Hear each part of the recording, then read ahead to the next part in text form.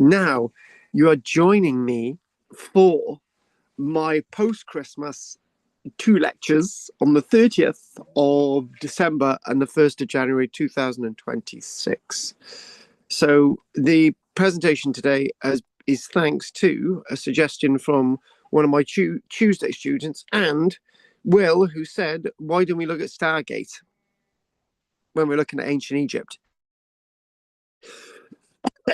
Sci-fi, love it. But let's look at fact, archaeology, and a really nice little presentation, really tight. But I've got some good stuff for you, so let's just do it. Right, so let's get, I think what we should do is go straight to the images. Yeah, we haven't got many images today, but it's a short, this is part one is a short presentation. So don't forget, those of my students will know that we are properly back live on, let me tell you, on Tuesday the 6th and Wednesday the 7th of January 2026. Yes, this is part of my Santa outfit. There it is. Yo ho ho ho ho! But this is going out after Christmas, although it was recorded before Christmas. And the shave acting role coming up. I'm not playing a pirate on this one. Arr. Right, okay. So anyway, I want to say hello. Let's go through the list. Hello, everybody watching this. Anne, Goff, Henri, Roger, Gina Beanie, David, Patricia DeVille, Judith, the woman from up north, a Cumbrian woman, Maggie, Margaret May, Richard, fondly known as Dickie, Anne, Andy, known as Andy, and also Babs, and who most of you don't see, Bill, Willie, and there's also Will, who's William. And anyone else who watches who's not a student, but these are my students that come in on Tuesday and Wednesday. Yeah, let's do it. So let's share, let's get into this. And these notes are thanks to Alex today. So the legendary Alex, who's been helping me out through the later part of the year with acting stuff. Job done. Right, so here we go. Let's just go to image one. And what we are thinking of, not many images, but this is the question. The origins of ancient Egypt. Boo, boo, boo, boo, boo. And the question is Stargate. Why have I got one of my archaeology guys on a Tuesday and Wednesday wanting me to look at a sci-fi program in regards to the question, the origins of ancient Egypt? Anyway, this is karl-james. I do these classes every Tuesday and Wednesday throughout the year, devotedly between roughly 7 o'clock till sort of 9:30 on a Tuesday. It just goes on until late. It's Gina's fault. Goes on usually until about 12 because she doesn't stop talking, and Margaret asks loads of questions. And Will, there you go. Ancient Egypt doesn't begin with pyramids, as we look at part one. Why Egypt begins with geography. Love it. So when we're looking at that geography, ancient Egypt, you always think about pyramids, but it begins with the Nile, that threading Nile. And obviously the north, you've got the kingdoms of the Hittites, Anatolia. You've got the people of the Hebrews in the Middle East, and we've obviously got over on the right, we've got the Persians and the Babylonians and all the rest of it. In the sort of the west, we got the Libyans. South, we got the Nubians, and the Garda Desert as a boundary of Egypt. There you go, and Mediterranean and north.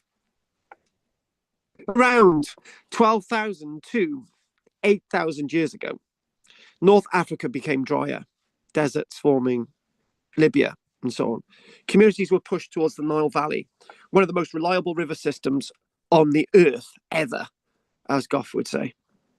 But there are other sort of river systems like the Euphrates, and you've got, and then you go over to the Indus Valley people, reliant upon river systems. Lots of Chinese cultures are based on river systems. But for us looking at today, it's the Nile Valley. Each year the Nile floods, doesn't it always just? Depositing rich black silt, a rich silt across the landscape, allowing for the betterment of farming. This allowed predictable agriculture most of the time, except when you look at the Bible and there's like famine and stuff, pestilence, but it was mainly every year that it was predictable that the Nile would flood. Surplus food and permanent settlements, and loads of statues dedicated to the great Welsh politician Lloyd George. I had to get him in there. Archaeology is related to me, by the way. Archaeology shows that Egypt's origins are not mysterious. They're environmental and human. So, Will, just listen, right? Will, focus, right? It's nothing to do with Stargate. But then I'm going to look at that one. Part 2, from hunter-gatherers to early farmers. The earliest Egyptians were not Egyptians yet. Let's run that past us. The early Egyptians were not Egyptians yet. Moving on. They were hunter-gatherers, fisher communities, nothing to do with Fisher Price, the toys. Are they still going? Fisher communities and early pastoralists. Pastoralists. Sheepies, cows, things like that. It's basically covered a lot, isn't it? Right. So over time, these groups, as we started moving in, we're moving in now to like 8,000 to 7,000 years ago, give or take Wednesday evening, or for those doing it on Tuesday. There you go. Over time, these groups settled permanently. Yeah. Began farming grain, domesticated animals, or in my case, I cuddle some of my sheep and my turkey every night. But there was no turkeys in Egypt back then, but there were sheepies and goatees. Developed pottery and tools. Now, the work of Flinders Petrie in the Garda Desert, which is basically, well, I can't draw on the screen, but Heracropolis, around there on the left side, sort of heading down, that's the Garda Desert, right? On the left bank. Yeah. Love it. Oh, yeah. Forgot where I was then. This is visibly agriculturally. That again. When we look at the archaeological landscape from about 8,000 years ago to about 7,000 years ago, give or take Wednesday, Tuesday, right? Any other day of the week. This is visible archaeologically in campsites where you're looking at settled permanently and burnt grain and stuff. Graves, there you go. Flinders Petrie excavate loads of graves from early times. Yeah. And everyday objects, not temples or gods. No temples or gods really speak about. They probably had a few, but no sort of big things like Ozymandias, King of Kings. Look up my works and just forget about that. Yeah. Shelley, Coleridge, great stuff. One of them did that one. Will, look at it. Civilization begins with food security, not magic. There you go. 3, pre-dynastic Egypt before the pharaohs. So there we go, pre-dynastic Egypt. By around 6,000 years ago, Egypt enters what archaeologists call the pre-dynastic period. Pre-dynasty and Dallas. That type of thing. No, it's nothing to do with that series, but you know what I mean? Spelt the same. So pre-dynastic period. We see villages becoming towns, like Arnside, which is not really anything really. It is. Trade networks expanding. There you go. Maybe trading with people down there and up there and stuff. Clear social differences in burials. So obviously, Dave might be buried with things that John's not buried with because Dave's a bit more important than John. And Jane. Yeah. Clear. Yeah, we've done that. But early religious symbols. Yeah. Love it. Cultures like Bandarians. You know the Bandarians? Love them. And the Nakadarians. Do you know when you think about this as being like some sci-fi, it's like the Badarians and the Nakadarians. You know where they get these sci-fi films? That's where they get the names from. And the Kardarians, which I mentioned earlier on, which is sort of south of Heracleopolis on there, because I can't mark the map. I can point to it, but it's not going to do any good. So in other words, these Nekadarians and the Badarians, right, show increasing complexity. Some graves contain copper tools. Bill knows full well that the pyramids were built using copper tools, jewelry, imported goods. Some imported goods are like coming from beyond the Red Sea, right? And beyond that sort of part of the Mediterranean. This tells us something vital. Power, belief, and leadership existed before kings, right? Goes without saying. You know, we can't all be queens like me. Do you know what I mean? It's just like things happened before. And that wasn't a really good joke, so we won't go there. Number 4, the birth of kingship and unification. We will unify the North and the South. We shall be victorious. God, do you know, I should take this Santa Claus outfit off. It's just like, I'll be going, ho, ho, ho. By around 5,100 years ago, Egypt becomes a unified state. This is where we meet the first pharaohs. We could think about the Scorpion King and all the rest of it. However, this guy here, there he is. Look on my works and despair. This is one of the first kings. This is known as the Nama Palet. The famous Nama Palet shows a king wearing the crowns of Upper and Lower Egypt, symbolizing unification. So, you know, it's like this is the unification of Egypt. You know, this is where we're looking, right? The Upper and Lower Egypt unification. This moment marks centralized power. The writing of hieroglyphics language, writing down language, the upper sort of language of ancient Egypt hieroglyphics, which would be then lasting as a form of writing until about 400 years AD 400. So, you know, it's one of the hieroglyphics in regards to ancient Egypt being a form of writing that's lasting 3,500 years, which is one of the most consistent, long used written language ever to be used. Right, I know the hieroglyphics is an upper written language, but other than the archaic language, which is scribbled by scribes, but it's 3,500 years that sort of written form has been going on for. Which is, when you think about the English language as it is, if we want to go back to sort of roughly, sort of the Welsh Bible of 1588, right? We got the forms of the letters there, you know. And if we go back to the 1500s and we start to look at, so what we've got is the English language is only been around for about just over 500 years, right? Hieroglyphics is, you know, 3,500 years. So Egyptian civilization was built step by step, not suddenly. A bit like my acting career. Do you know, my wonderful daughter, Kerry Ann, her acting career started off with her on stage as a blade of grass. Then she became a palm leaf. And then she became a tree. And then she became an actor on the stage. We love you, Kerry Ann. Remember her fondly as a blade of grass on stage.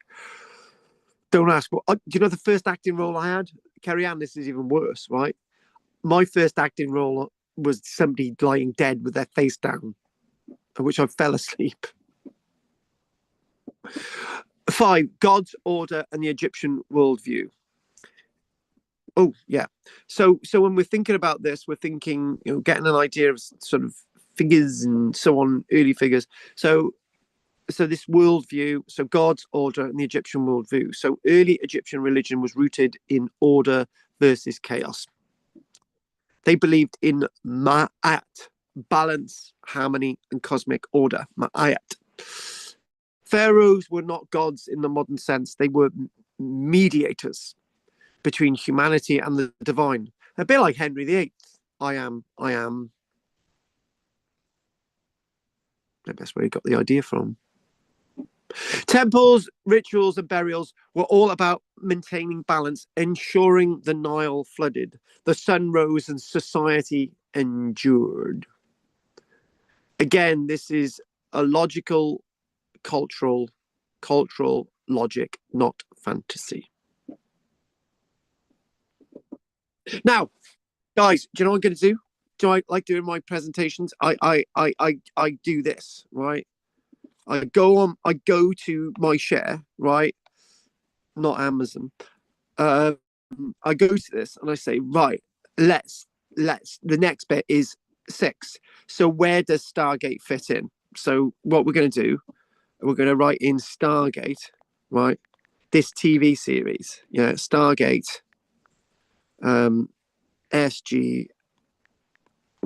Pat's a massive fan of this. She watches this with her grandchildren, right? So look at this. This is right?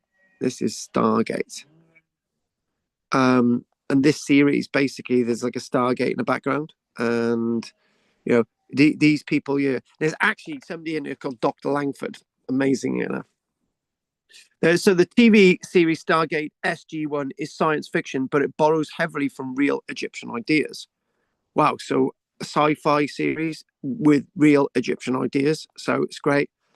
Don't think about Graham Hancock or Tony Hancock and their ideas. Used to love Tony Hancock. So this was the series. There it is.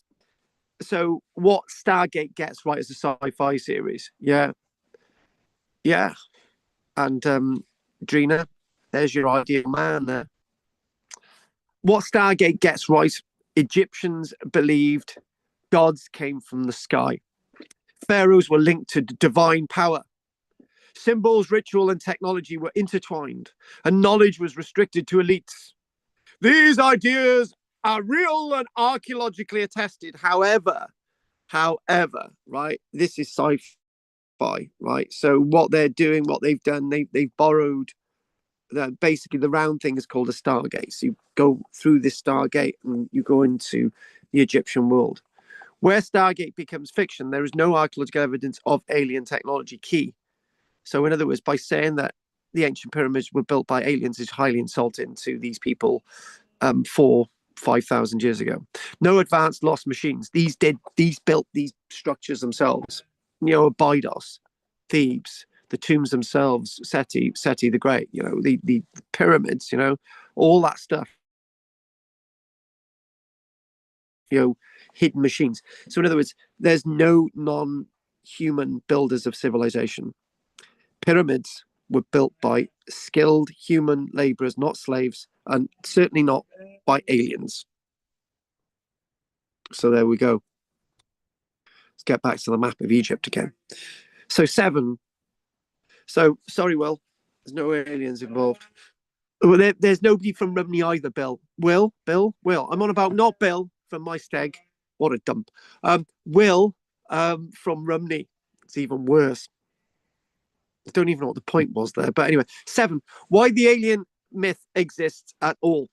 Here's the important archaeological point. The aliens built Egypt. Did they? Idea says more about modern disbelief than ancient reality. In other words, by saying aliens built ancient Egypt is completely disrespectful of the people thousands of years ago actually built Egypt, right? We can't understand Egyptian technologies. This is why we say aliens built it. Well, I don't. Aliens did not build ancient Egypt. But the fact of the matter is, we don't know lots of the technology that built lots of the great works in ancient Egypt. Massive pylons which were 100 to 1,000 tons in weight, and having to move them and carving in granite, right? And Bill, wonderful Bill from my steg, right? Feel sorry for you living in my steg, Bill. But anyway, Bill living in my steg, he says, well, obviously they must have had iron chisels to build these structures in Egypt, right? But we haven't found much in the way of iron chisels. So how were they built? But they did build them. That's the point. But I think about aliens built Egypt. It assumes ancient people couldn't organize. They could. Non-modern societies lacked intelligence. They were very intelligent, ancient Egypt. So 3, monumental architecture requires outside help. The ancient Egypts built all these things. by also Britain's built Stonehenge. We're thinking about the solstice. We think, oh, they couldn't have built it. They must be aliens, but they did build it. That's the point. Back to Egypt. Archaeology proves the opposite. Ancient Egyptians, these people live in buildings like this. Ancient Egyptians were engineers, astronomers, mathematicians, organizers of massive labor forces. They didn't need aliens or people from Canada or Cardiff or wherever, right? They built these things, right? The ancient Egyptians built these things, right? They were organizers of massive labor forces. So aliens were not involved.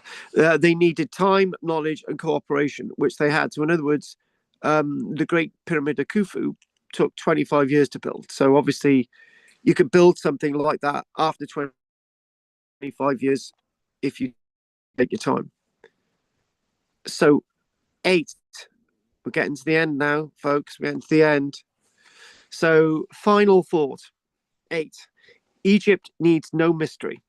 Ancient Egypt is extraordinary, not because it was impossible, but because it was human.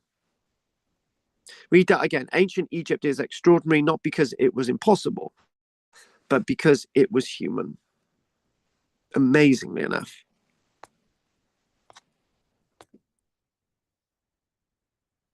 Stargate is brilliant storytelling, but the real story of Egypt is better. They did all these things. It shows what humans can believe and can achieve when environment, belief, and society come together over generations. Again, thinking about this. By the way, folks, there's another recording as well as part of my Christmas series, my post-Christmas series. So, closing line: Egypt wasn't built by gods or aliens. It was built by people who understood their world. Very similar to us today, but they understood their world better than we do, and they created ancient Egypt. Egypt wasn't built by gods or aliens. It was built by people who understood their world. Thank you for listening to this lecture today. Hopefully it's been fun. It's meant to be. And we look to giving you part 2. So you can watch part 2 after this. Thank you very much. Let's get back to where I was. Stop sharing. And guys, thank you for your support this year again. And we'll end this recording now.